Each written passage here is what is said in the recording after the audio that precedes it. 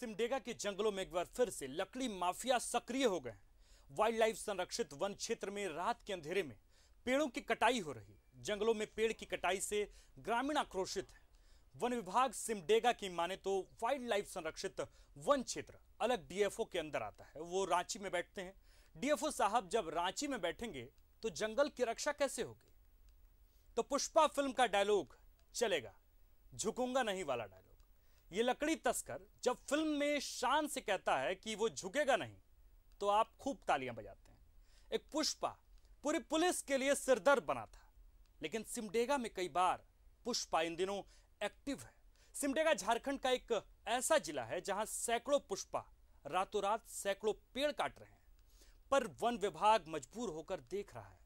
जिले के पाकटरकांड प्रखंड में वन्य जीव संरक्षित क्षेत्र लायलोंगा जंगल में धड़ल्ले से माफिया सक्रिय हैं और लकड़ियां काट रहे हैं, और सिमडेगा वन विभाग चाहकर भी कुछ नहीं कर पा रहा, क्योंकि इसका जिम्मा डीएफओ सिमडेगा का नहीं बल्कि रांची में बैठे अधिकारी का है।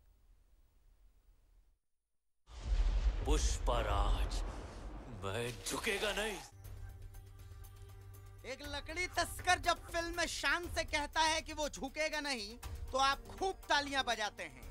एक पुष्पा पूरी पुलिस के लिए सिरदर्द बना था, लेकिन सिमडेगा में तो कई पुष्पा इन दिनों एक्टिव है।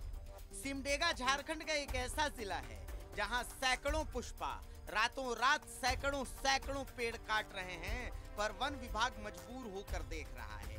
जिले के पाकरटांड प्रखंड के वन्य जीव संरक्षित क्षेत्र लायालुंगा जंगल में धड़ल्ले से माफिया लकड़ियां काट रहे हैं, और सिमडेगा वन विभाग चाहकर भी कुछ नहीं कर पा रहा है। गोया माफिया सिमडेगा वन विभाग को कह रहे हैं कि वो झुकेंगे नहीं, क्योंकि इसका जिम्मा डीएफओ सिमडेगा का नहीं बल्कि रांची में बैठे अधिकारी का है। मीडिया से जानकारी हुई रात में करीब 9 बजे तो कि वहाँ पर कुछ लकड़ी कटी है, तो मैंने तुरंत अपने रेंजर सर को फ़ोन किया कि ग्राम का नाम लोयालोंगा ग्राम है। तो रेंजर सर बोले कि ठीक है, हम पता कर लेते हैं सर। तो उन्होंने अपने स्टाफ को पता करवाया, तो उन्होंने बताया कि ये जो है वाइल्ड लाइफ सेंचुरी के अंतर्गत है, जो जिनके डीएफओ रांची में बैठते हैं। तो मैं अपने वनपाल से भी कंफर्म हुआ और बड़ा बाबू से भी बात किए। बोले हाँ सर, सिमडेगा जिला का 6 गांव जो है वो वाइल्ड लाइफ डिवीज़न में चला गया है और उनके ही नियंत्रणाधीन है। तो ये इसमें जो है वो मैंने तुरंत फिर वाइल्ड लाइफ डीएफओ को फ़ोन किया।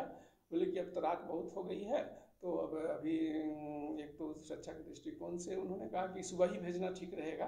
तो वो तुरंत बोले कि हम सुबह में तुरंत इस पर कार्रवाई करते हैं, जो भी कार्रवाई होगी और वो विधि सम्मत कानूनी कार्रवाई करेंगे।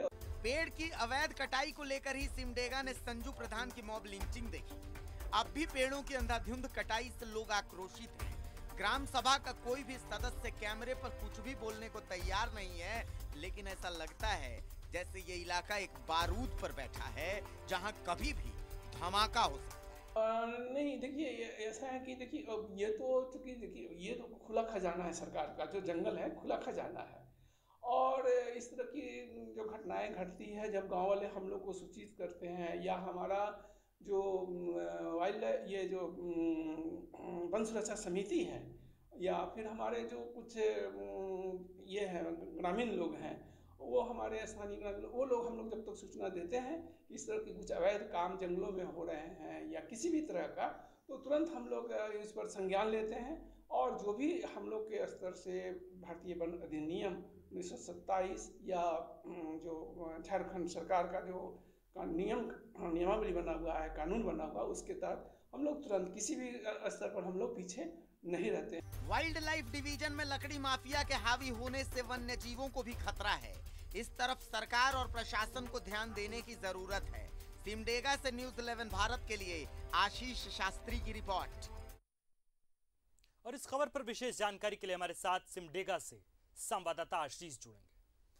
आशीष, क्या अब लकड़ी तस्कर जो हैं वो क्या पुष्पा हो गए हैं क्या?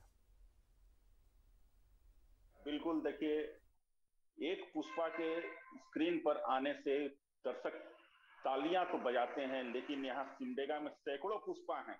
इसके बावजूद तालियों की गड़गड़ाहट जो है रांची में बैठे उस डीएफओ के कान तक नहीं पहुंच रही है, जिनके जिम्मे ये जंगल की रक्षा करना है।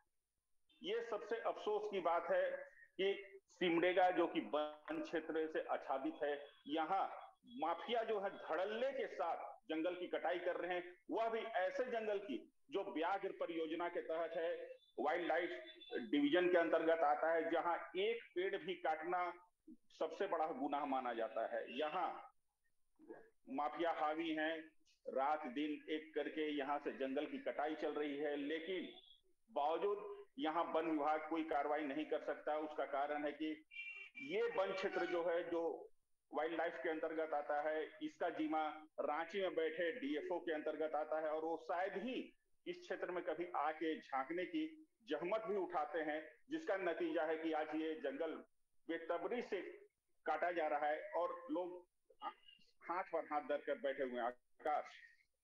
आशीष, मेरा सवाल वही है कि जब लकड़ी इस तरीके से काटा जा रहा है और झारखंड के लकड़ी के साथ जो छेड़छाड़ हो रहा है, उसके जंगल के साथ जो छेड़छाड़ हो रहा है, इस पूरे क्रम में आखिर प्रशासन कहां है, डीएफओ साहब कहां है?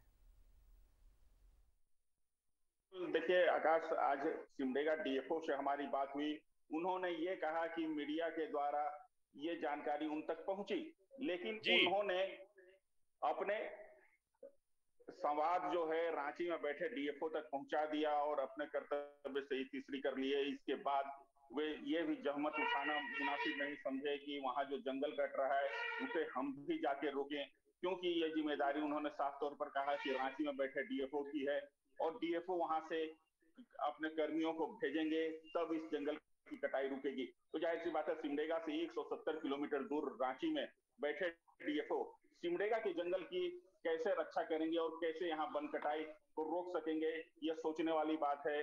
सीधा सा आकाश बोला जा सकता है कि इसके पीछे दाल में काला है, और कहीं न कहीं यहाँ सफेद पोशों की भी इसमें हाथ हो सकती है, क्योंकि बिना किसी की मिली भगत के माफिया जंगल से इतने भारी संख्या में लकड़ी काटकर उसका परिवहन नहीं कर सकते हैं। आकाश, निश्चित तौर पे आशीष, ये जो पूरा काम चल रहा है, इसके पीछे कोई नेक्सस है, कोई गिरोह है जो जंगल के साथ खिलवाड़ कर रहा है और इसके साथ साथ पूरे इकोसिस्टम को तबाह करने की कोशिश में है, और उसी इकोसिस्टम को तबाह कर मोटा पैसा बना रहे हैं तस्कर। बहुत बहुत शुक्रिया आशीष तमाम जानकारी के लिए।